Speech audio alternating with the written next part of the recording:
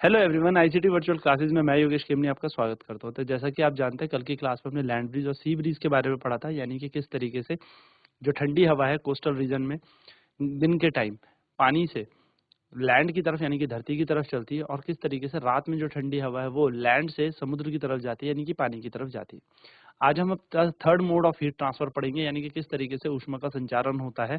उसका तीसरा तरीका पढ़ेंगे जिसका नाम है रेडिएशन यानी कि विकिरण। तो चलिए इसे जानने के लिए चलते हैं सीधा डिजिटल बोर्ड की तरफ। तो लास्ट की क्लास में हम लोगों ने देख लिया था कि यहाँ पर रेडिएशन क्या होता है। तो रेडिएशन की अगर हम बात करें यानी कि विकिरण की अगर हम बात करें तो इसको हम समझते हैं, इसको हम जानने की चर्चा करते हैं। विकिरण क्या है यानी कि रेडिएशन हमारे पास थर्ड एक तरीका है मोड ऑफ हीट ट्रांसफर का, यानी कि ऊष्मा संचारण का। डू यू रिमेम्बर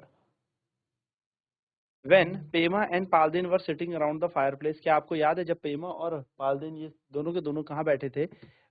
आग के पास बैठे थे। तो आग के पास बैठे हुए थे तो their grandfather tells them that the heat transfer in this case. तो यहाँ पर इनके दादाजी बोलते हैं कि किस तरीके से यहाँ पर हीट ट्रांसफर हो रही है। तो हीट ट्रांसफर डायरेक्ट देखिए आग सेक रहे हैं, और आग से यानी कि किसी हॉट ऑब्जेक्ट से ये हम तक हीट कैसे पहुंच रही है? Bye radiation. अब आग इतनी दूर जली है लेकिन गर्मी हमें इतनी दूर तक मिल रही है, वो कैसे? तो रेडिएशन यानी कि विकिरण की प्रक्रिया। The heat of sunlight, या मैं कह सकता हूँ जो सन से आने वाली यानी कि सूर्य से आने वाली जो ऊष्मा है, हीट है, वो हम तक कैसे पहुंचेगी, इस प्रोसेस में पूछेगी। तो heat transfer by the radiation does not require any medium. तो रेडिएशन के दौरान यानी कि विकिरण के दौरान जो हीट हम तक पहुंचती है ना सूर्य की, तो वो विकिरण की प्रक्रिया के द्वारा पहुंचती है। और जो ये विकिरण की प्रक्रिया द्वारा हीट हम तक पहुंचती है यानी कि ऊष्मा हम तक पहुंचती है, इसको कोई भी माध्यम की आवश्यकता नहीं होती, यानी कि इसको मीडियम की नीड नहीं होती। ऑल ऑब्जेक्ट रेडिएट हीट, सारे के सारे जितनी भी वस्तुएं उनसे ऊष्मा निकलती है। You must have been observe that a hot utensil kept away from the flame cools down after some time. आपने ये भी देखा होगा कि एक बहुत ही गर्म बर्तन है, अगर आप उसको बाहर रख दोगे, धूप में रख दोगे, या ऐसे कहूँ कि गर्म बर्तन है, उसको हटा दो गैस से कुछ समय के लिए, तो वो अपने आप ही कुछ टाइम में ठंडा हो जाएगा। कैसे? वो हीट कहाँ से जाएगी? In the form of radiation निकलेगी।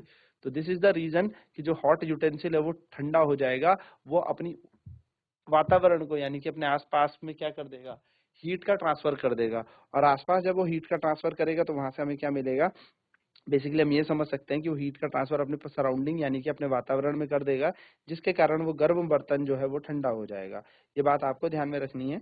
तो गर्म बर्तन ठंडा कैसे होता है? विकिरण की प्रक्रिया के कारण। आग उतनी दूर जल रही है, हम कैसे सेकते हैं? विकिरण की प्रक्रिया के कारण। ठीक है, तो ये बात याद रखना। चलिए तो फटाफट से नोट करते हैं विकिरण को।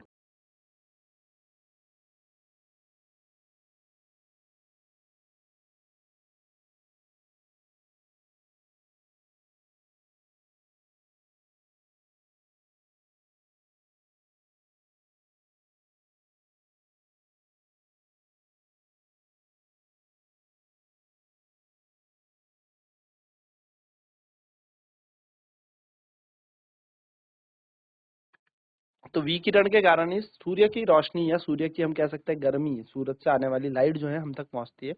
और याद रखना, सूरज से जो रोशनी आती है यानी कि विकिरण के माध्यम से जो हमारे पास यानी कि रेडिएशन के माध्यम से जो लाइट हमारे तक आ रही है या जो भी रोशनी हम तक आ रही है, वो छोटी सी बात बस ये याद रखना कि रेडिएशन को कोई माध्यम की आवश्यकता नहीं होती, यानी कि बिना मीडियम के आ जाती है। ठीक है, यानी कि देखो जैसे सूरज की रोशनी यहाँ तक पहुंचती है तो बीच में कोई माध्यम नहीं होता, बिना मीडियम के ही यहाँ तक पहुंच जाएगी।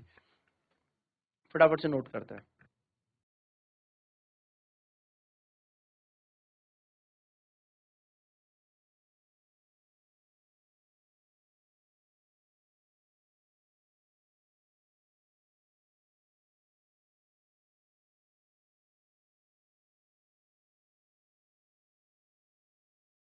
चलिए, so why it is more comfortable to wear white or light colored clothes during summer and dark colored clothes during winter? आपने एक चीज देखी होगी, कई बार आपको लोग बोलते होंगे कि सर्दियों के टाइम में हमें सफेद कपड़े नहीं पहनने चाहिए, गर्मियों के टाइम पहनने चाहिए, और गर्मियों के टाइम में हमें काले कपड़े नहीं पहनने चाहिए। तो यही कंफर्टेबल क्यों होता है कि व्हाइट या लाइट कलर के कपड़े पहनने चाहिए हमें गर्मियों में, और सर्दियों के टाइम डार्क कलर के कपड़े पहनने चाहिए, यानी कि काले या फिर डार्क कलर के कपड़े पहनने चाहिए। तो जो लाइट कलर के कपड़े होते हैं ये ज्यादा से ज्यादा लाइट को क्या करते हैं? रिफ्लेक्ट कर देते हैं, यानी कि इसका जो इसके ऊपर प्रकाश पड़ रहा होता है उसको क्या कर देता है? रिफ्लेक्ट यानी कि उसका परावर्तन कर देते हैं। तो उसको टकरा कर वापस भेज देते हैं, यानी कि जो लाइट कलर के कपड़े हैं वो ज्यादा से ज्यादा हीट जो उनके ऊपर पड़ रही होगी उनको क्या कर देंगे, वापस भेज देंगे, और उस ऊष्मा को ग्रहण नहीं करेंगे, अवशोषित नहीं करेंगे, जिसके कारण हमें कंफर्टेबल फील होगा गर्मियों में अगर हम लाइट कपड़े पहनते हैं। उसी प्रकार से अगर मैं डार्क सरफेस की बात करूं, यानी कि जो काले कपड़े टाइप के हैं, उसी तरीके से जो काले कपड़े हैं वो एब्जॉर्ब करते हैं ज्यादा से ज्यादा हीट को, यानी कि जो काले कपड़े वो ज्यादा से ज्यादा गर्मी को एब्जॉर्ब करते हैं, और वो वहां पर जब गर्मियों को एब्जॉर्ब करेंगे तो क्या होगा, फिर सर्दी के टाइम जब हमें ठंड लग रही होगी तो हमें फिर से कंफर्टेबल फील करा देंगे अगर हम डार्क कलर के कपड़े पहनते हैं विंटर्स में। यानी कि सर्दियों में ठंड लग रही होती है तो अगर हम डार्क कलर के कपड़े पहनेंगे तो वो क्या करेगा, वो हमें हेल्प करेगा to keep our body warm, क्योंकि ज्यादा से ज्यादा हीट आएगी तो उसको ट्रेस कर लेगा और उस गर्मी को अंदर ही बचा के रखेगा, या आप कह सकते हो रोक के रखेगा। इसलिए हम लोग क्या करते हैं, गर्मियों के टाइम में लाइट कलर के कपड़े पहनते हैं, यानी कि जैसे आप हल्के रंग के कपड़े समझ लो या सफेद कपड़े समझ लो, उसी प्रकार से सर्दियों के टाइम आप काले कपड़े समझ लो या थोड़े डार्क कलर के कपड़े समझ लीजिए। चलिए नोट करेंगे फटाफट से इस क्वेश्चन को, इसका आंसर भी।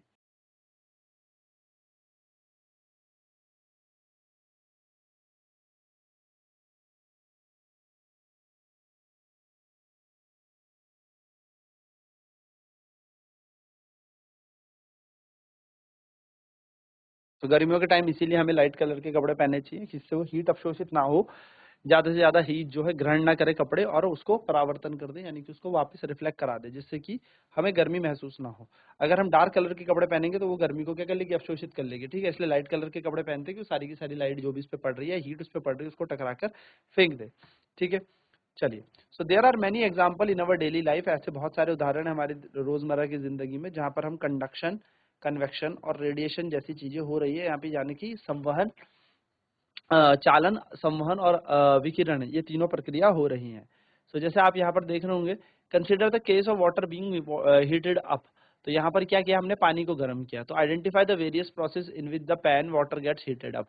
तो आपको क्या करना है, यहाँ पर अलग अलग तरीके बताने हैं कि ये जो पानी हमने यहाँ पर हीट अप किया है, यानी कि जो ये पानी यहाँ पर हीट हो रहा है, गर्म हो रहा है, वो कैसे होगा, है ना। और ये भी बताना है कि जो वॉर्मथ फील होगा वो फ्लेम के अराउंड होगा या पैन के अराउंड होगा। ठीक है, तो हीट जो ट्रांसफर हो रही है फ्लेम में to the utensil by conduction. देखो आप क्या करोगे, आग जलाओगे गैस पे, गैस से हीट ट्रांसफर हुई बर्तन में, यानी कि बर्तन गर्म हुआ, तो बर्तन गर्म होगा तो बर्तन में सॉलिड पार्टिकल होंगे, यानी कि ठोस कण होंगे, तो यहाँ पर हुआ कंडक्शन यानी कि चालन। तो बर्तन हमारा गर्म होता है चालन से। वहीं पर जो वाटर है बर्तन के अंदर, यानी कि जो पानी है बर्तन के अंदर, वो किससे हीट होता है, कन्वेक्शन से। जो भी पानी है वो नीचे से ऊपर की तरफ बल्क से सरफेस की तरफ क्या करते हैं, मॉलिक्यूल फ्लो करते हैं। इसलिए यहाँ पर कंडक्शन, कन्वेक्शन की प्रक्रिया, यानी कि संवहन से क्या हुआ है, पानी गर्म हुआ है। The warmth that we feel around the flame and hot utensil is due to the radiation. अब आप इसके पास एकदम चिपकाना मत, थोड़ा सा आसपास हाथ रखेंगे तो आपके हाथ को फील होगी गर्मी। वो कौन सा प्रोसेस है, वो है हमारे पास रेडिएशन। यानी कि जब हम पानी को गर्म करते हैं तो हमारे पास यहाँ पर तीनों प्रक्रिया होती है, कंडक्शन, कन्वेक्शन, रेडिएशन, यानी कि चालन, संवहन और विकिरण, तीनों प्रक्रिया यहाँ पर होती है। चलिए फटाफट से नोट कर लेते हैं इन पॉइंट्स को।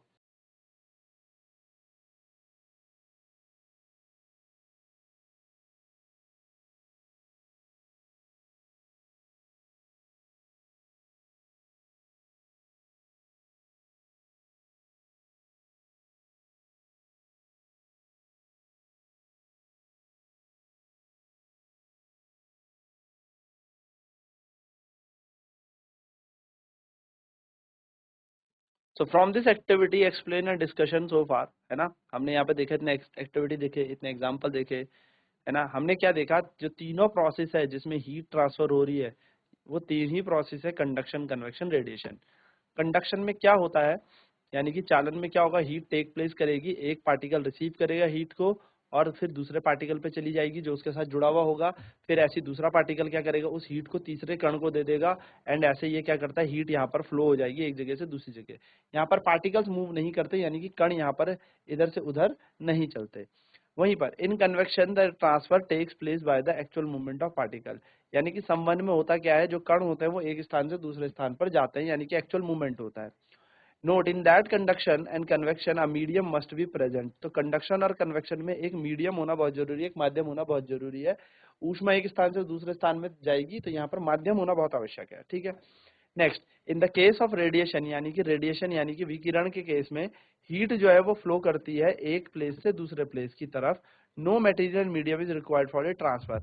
और यहाँ पर कोई माध्यम की आवश्यकता नहीं होती एक स्थान से दूसरे स्थान पर। अगर हमें क्या भेजनी है, ऊष्मा को भेजना है, तो माध्यम नहीं चाहिए विकिरण के केस में, ठीक है। तो विकिरण में माध्यम नहीं चाहिए, जबकि संवहन और चालन की प्रक्रिया में हमें माध्यम चाहिए होता है। चलिए फटाफट से ये की पॉइंट्स नोट करेंगे फटाफट से।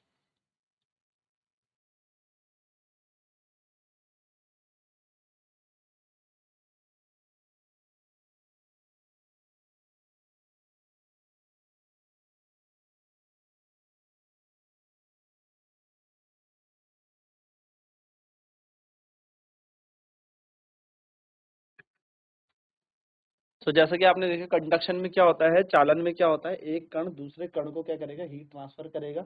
यानी कि यहाँ पर कण एक दूसरे से जुड़े हुए होंगे। यहाँ पर कण मूव नहीं करते, यानी कि एक कण एक ही स्थान में रहेगा, दूसरा कण भी अपने स्थान में रहेगा, बस क्या होगा, हीट ट्रांसफर होगी, ठीक है। एक कण दूसरे कण में क्या कर देगा, एनर्जी ट्रांसफर कर देगा। ना बात करें अगर कन्वेक्शन की, तो कन्वेक्शन में क्या होता है, जो पार्टिकल मूव करेंगे, यानी कि एक कण एक स्थान से दूसरे स्थान में जाएगा। बात करें कंडक्शन कन्वेक्शन की, यानी कि चालन और संवहन की, तो इस प्रक्रिया में होता क्या है, माध्यम की आवश्यकता जरूर होती है, यानी कि मीडियम बहुत रिक्वायर्ड है। अगर मीडियम होगा तो ही हीट ट्रांसफर होगी एक मीडियम से दूसरे मीडियम की तरफ। कब, जब चालन और संवहन की बात हो। अगर हम बात करें रेडिएशन की, यानी कि अगर हम बात करें विकिरण की, तो विकिरण में जो हीट ट्रेवल करती है या ट्रांसफर करती है, वो कोई माध्यम की आवश्यकता नहीं होती, उसको बिना माध्यम के भी ऊष्मा संचारण कर सकती है, ठीक है। तो विकिरण हमारे पास बिना मीडियम के होगी, जबकि कंडक्शन और कन्वेक्शन यानी कि चालन और संवहन हमारे पास बिना माध्यम के नहीं होंगे।